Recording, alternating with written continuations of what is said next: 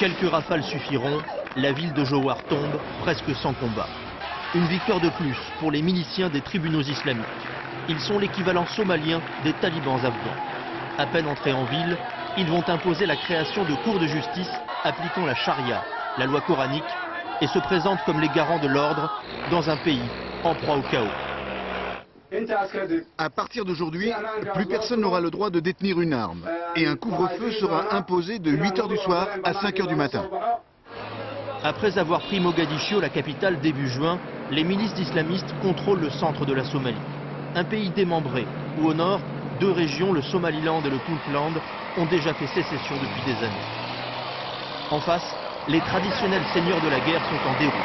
Pendant 15 ans, ils se sont partagés la Somalie.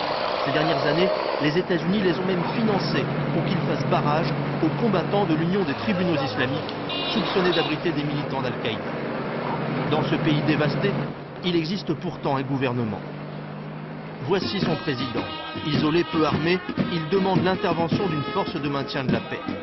Une de plus. En 1993, déjà, les États-Unis avaient envoyé 28 000 soldats en Somalie. Ce fut un fiasco. Les images de ces cadavres de rangers américains firent le tour du monde. Les États-Unis évacuèrent le pays, livrés alors aux bandes armées. Hier, à Mogadiscio, les islamistes ont rassemblé 10 000 manifestants.